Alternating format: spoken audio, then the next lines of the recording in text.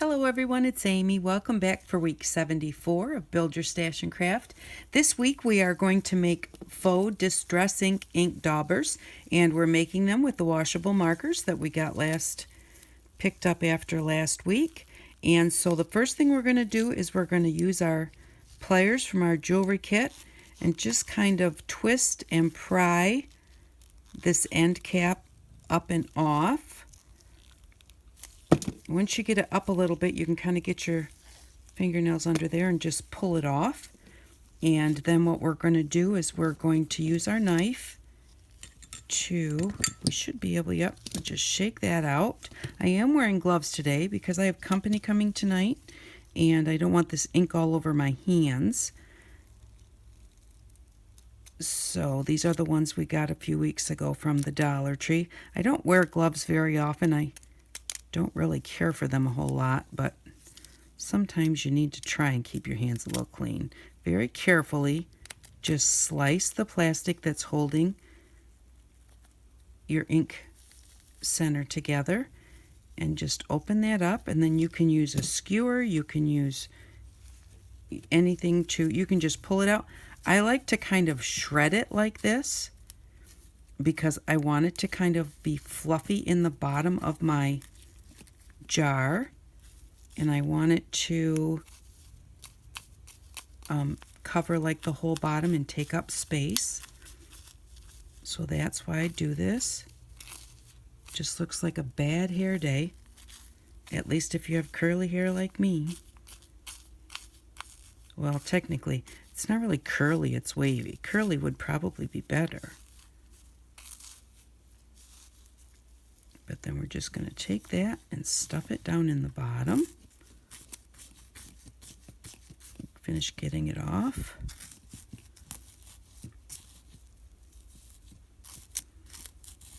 And there we go. And then what we're going to do is we are going to put in 1 teaspoon of water. Set this off to the side. And 2 teaspoons of glycerin. You might want to have just a little paper towel or something to be able to just kind of wipe your hands off a little bit. Now I just stole a half a teaspoon out of my kitchen because we're only doing, this is just water out of my sink. So we're going to do a half a teaspoon, and a half a teaspoon is 1 teaspoon. And then a half a teaspoon of glycerin. The glycerin makes it smoother and keeps it damp longer, and then the water just gives you a little more fluid for your dauber.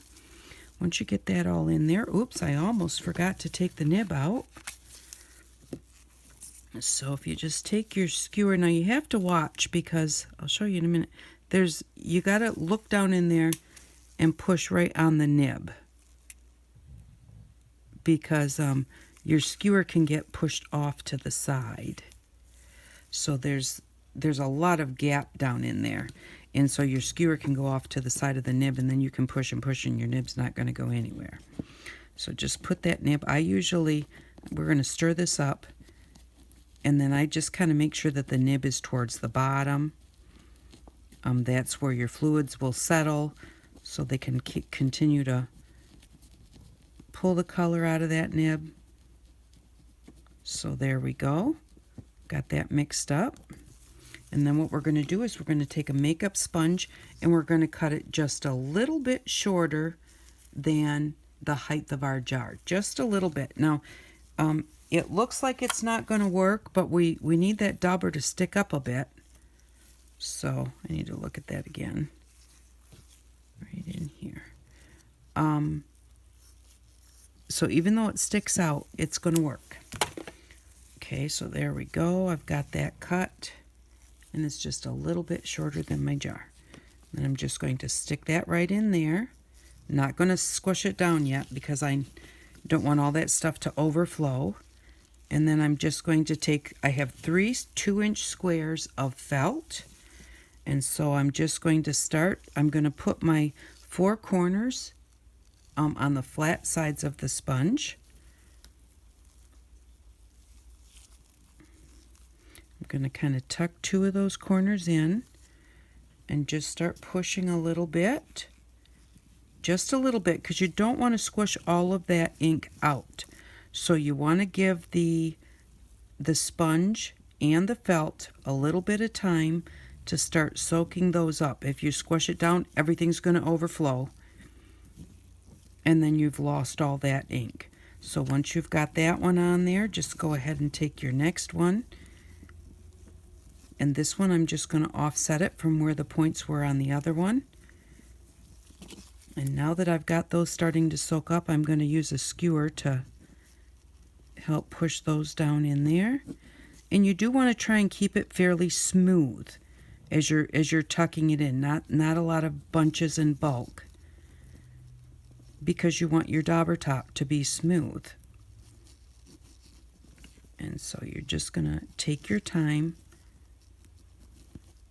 to get those in there. Now I've done this with like 2 pieces of felt,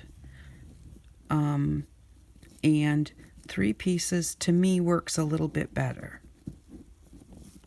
So it gives you a little bit of a smoother top, and it gives you the right amount of like bump on your dauber.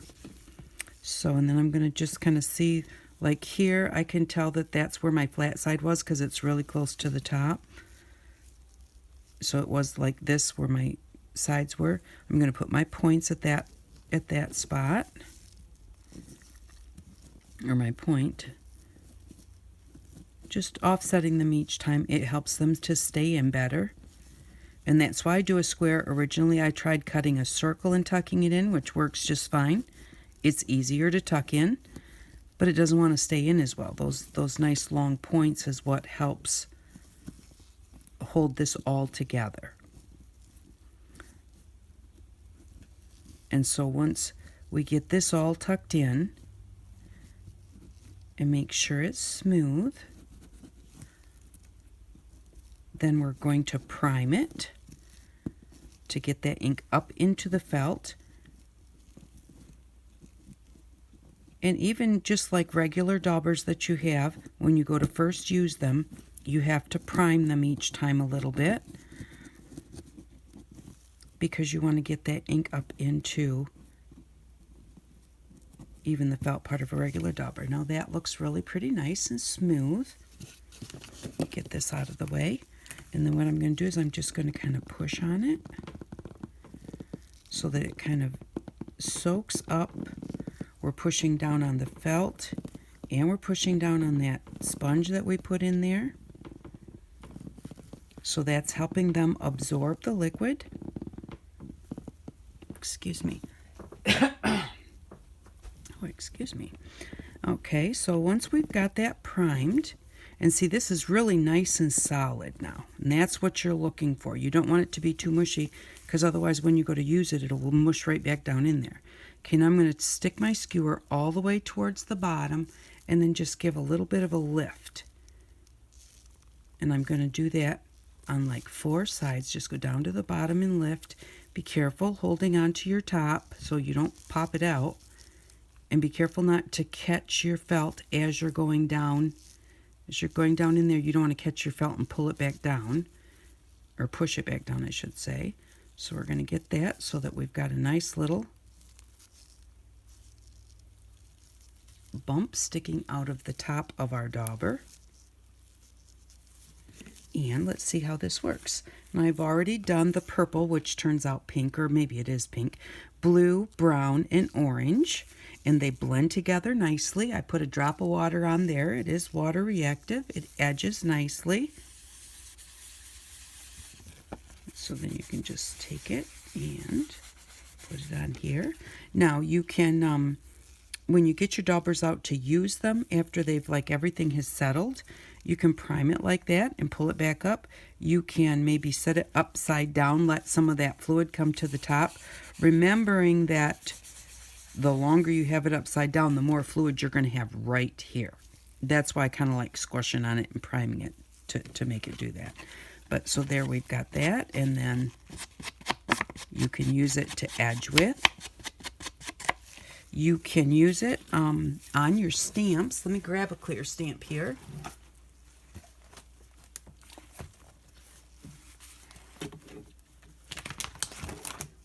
see, these are really fine lines, but so you could take your stamp and put it on your acrylic block, which I don't have right here, but you can take this and just daub it on. Well, I didn't quite get it covered, but it already flipped over, so we'll try that. And there we go. So you can still use it like a stamp pad, but instead of taking the stamp to a big stamp pad, you just take the dauber and you just daub it all over whatever stamp you want to use, and then just do it that way. But you would put your stamp on the acrylic block because it would be a whole lot easier to make sure that you're covering it. Just do that. And the thing with whenever you're using stamps is it's not about how hard you press, it's about leaving it set there long enough for the ink to come off of your stamp and sink into your paper. This is cardstock. So the heavier your paper or the more slick your paper, the longer time it will take for your ink to absorb into that paper. So just remember, leave your stamp there a little bit longer. You don't have to press really hard, you just have to give it time. So that's how you can use those. And I've already got an orange one, pink one, so I have one left to go. I have a red one left to go. And if you want, you can fast forward this because it's going to be exactly the same. I don't know why I took the tip off.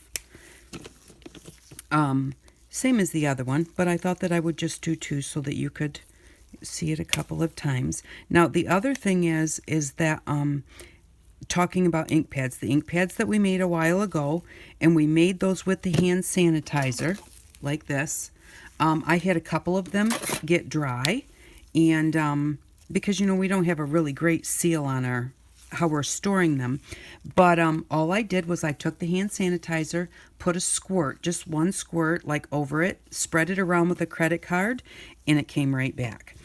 And it worked just fine. So you got to kind of spread it around, and I flipped it over and spread it around, and then it worked just fine. So whenever you have any type of ink that dries up, the one thing to think about is, did I use all the ink, or is it dry? If it's dry, now remember, be careful with your knife. If it's dry, then whatever fluid that product has in it, you can very possibly use to reconstitute it, make it liquid again. So like in those, we used the hand sanitizer to make them.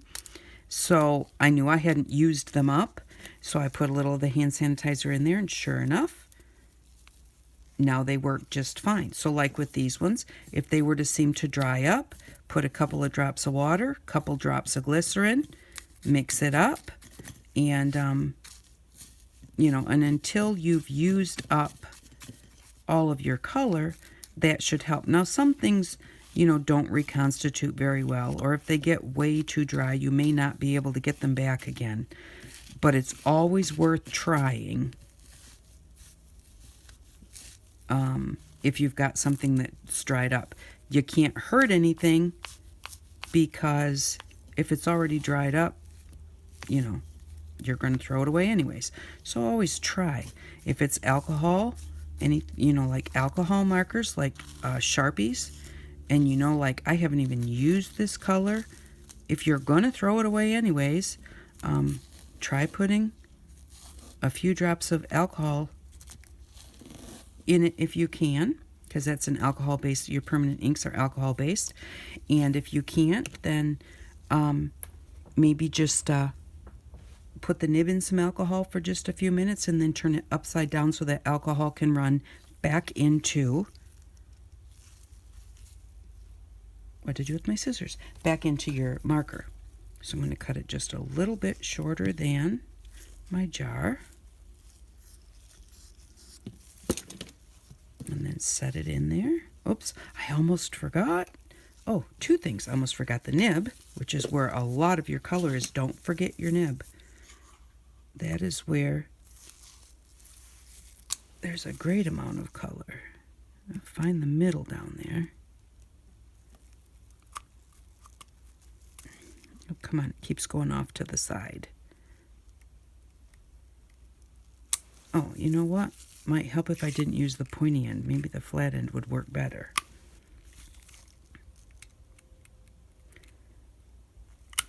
So there we go. Yeah, the pointy end was just poking into it. All right, now 1 teaspoon of water, a 1/2 teaspoon of glycerin. I don't know if I said this already, but we're only using glycerin and water in our teaspoon. So even though I stole this from my kitchen, I can put it back because neither one of those things are toxic. You wouldn't want to use something from your kitchen whenever you're doing anything with a toxic product and then put it back. So just get that mixed up. Kind of push the nib to the bottom. There we go.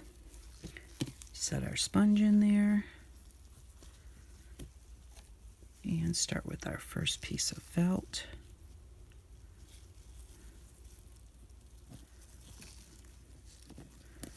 Get all 4 corners tucked in.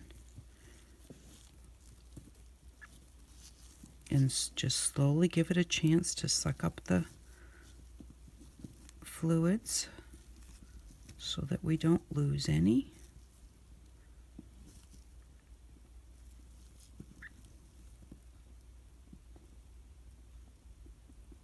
There we go. Okay, now I like to kind of offset it, so let's see, my points were there. Okay, now I'm going to use my skewer now.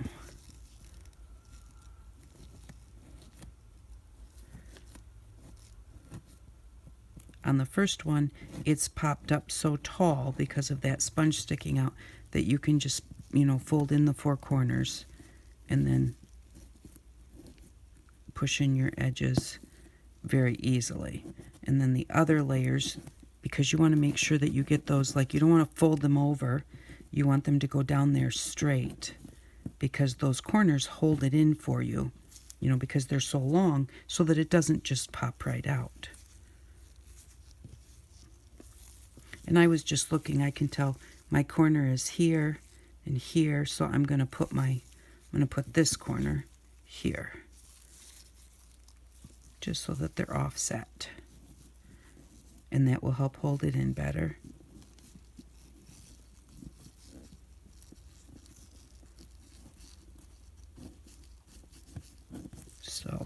So this is how we're going to make our daubers, or how we make our daubers. I am going to finish this one up, and then I will get together what we're going to need for next week.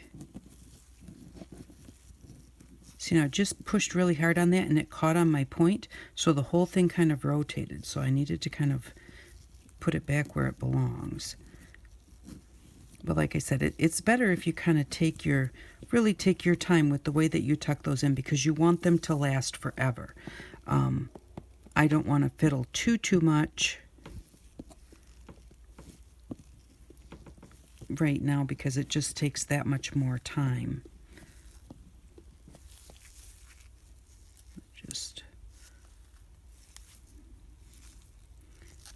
And if you find that with what you have there, there's just doesn't seem to be enough fluid, then just go ahead. You can kind of like hold back one of the edges, put in a few drops of water and glycerin, maybe put a few drops on the other side, and then just kind of pump it up and down to kind of mix it. And there we go. There's our dauber. Now I will do this better. Get it tucked in better and everything. But that's good enough for right this second. So we'll go ahead and try that on here. So there's our red. And then if we put a drip of water on it, well, I do have I have red on my thing too, but see, they are reacting to the water. So they're kind of spreading, and you know, they edge nicely, they color nicely. You can use them with stamps. So I was asked to do distress inks, and so I thought that doing the Daubbers would be the easiest way to do it, because if you want to do a pad, you can do the same thing, making them like the pads we made before, but making them with the water and the glycerin instead of the hand sanitizer, which has rubbing alcohol in it, and just make them into a pad. I just didn't want to have another whole big bulk of pads, especially when you can use these the same way. I really like, I've seen a lot of people use just those little small like teardrop ink pads and everything. I don't have any of those, but I thought those are really quite cool because they just put them on their stamps, but they also use them to edge. They use them for so many different things. So these kind of work basically just like that. So I need to put the top on this one, and then the way that I am storing these is to just put them in. We got a couple of Loctite containers, and you know, you can get a bigger one that they all fit in. These were just a couple that I had, and so I figured that I could fit these in here, or these are the couple that I found. So and then this is here, I'm going to flip them up. I don't think you want to store them upside down. They possibly could leak out, and also then you would have all of the fluid right at the top of your dauber when you went to use it, and it would be very heavy, very watery, you know, so I don't know that you would want to do that. So these are the 6 colors that I made with my watercolor markers. And they do actually look a little bit shimmery, but they're not. So you could try adding a little bit of shimmer in there if you wanted to, but I don't think it would work because or at least not well, because it would have to come through the layers of the felt. So I don't know how well that would work, but you could try it. So that is what we have here, and I'll be back in just a second with what we need for next week. Okay, really quick, I just have to show you this. So I just went and I washed my hands with my gloves on so that, you know, so that I can keep them. I know I've showed you that before because I'm stingy, and then I just like hang them over a bottle like this and, you know, let them dry. But I was having one heck of a time trying to get that one off, and I didn't want to wreck it and put holes in it. So I just picked my glove up like this, and then I just put my mouth up there and blew on it, and it came right off. So I just had to show you that. I remembered when Howie Mandel used to do that. Anyways, had to show you that. I'll be right back to show you what we need for next week. Okay, I'm back to show you what we need for next week. And next week's list is a big list. And we are going to use $9 out of our stash. Next week we are going to make embossing powder. And we're actually going to make embossing powder. We're not going to like buy it and color it. We're going to make embossing powder. So I've done a lot of research. I was requested to try and do embossing powder, and I finally found a site where there was a scientist man, and I will put a link at the end. So long as I remember, I'll put a link in the description where you can find the video that he did. But what we're going to need from our stash that we've already got is we're going to need some of our felt. We're going to need our glycerin, and we are going to need some stir sticks. Also from our kitchen, we're going to need just some tall bowls that a coffee filter will be able to fit around like this. Okay, so just any kind of, you know, cottage cheese, sour cream, something like that. You'll need a couple of those. And something to measure with. So I just have these little, it doesn't matter what the measuring size is, but just something kind of small that we can measure our stuff out with. And then what we're going to need to pick up for next week is we are going to need, I got this at the Dollar Tree. This is Bounce. Now, I think you're going to want to try and get Bounce because of the thickness and everything of the sheet and the way it's put together. So we're going to need Bounce dryer sheets.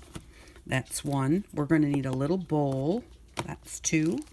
We're going to need some little containers like we had for this week. That's 3. We are going to need coffee filters. That's 4. We are going to need some rubber bands that are big enough to go around whatever container that you've picked. So that's 5. We're going to need face masks. That's 6. And we are going to need a strainer. So this is 7. Some white vinegar. That's 8. And then we are going to need some Pledge Revive It. And this is $6.18. So 8 and 6 is 14. Now, this Pledge Revive It is what you're actually going to need. I did buy a different kind of a floor type wax sealer. It didn't work. It kind of did what this did until I got to the final step to turn it into embossing powder, and it did not work. So you want the Pledge Revive It Floor Gloss. This is what it looks like. And they have different other Pledge things, so you want the Pledge Revive It Floor Gloss. So that's what we will need for next week. It's going to be $14. And so we are going to use $9 out of our bank. You may want to watch and see if this is something that you want to do before you pick everything up. But I wanted to say with the strainer, the Dollar Tree had this strainer, and it looks like this Cooking Concepts mesh strainer. They also had same name brand and everything, but it was like 2 strainers together. The holes were bigger, farther apart. So you want this one. Just get the single one, even though 2's better than 1, because you want the smaller hole. So get whichever one has the smallest holes in the mesh. So that's what we will need for next week. And it's definitely a little science project. And there was a little learning curve to figure it all out, but it works pretty cool. And you'll see next week just how that turns out. So this is what we did this week. We did our daubers, so like faux distress ink daubers. And I hope that you enjoyed this week's video. I hope that you all had a good time and that you all have an outstanding day. Bye-bye.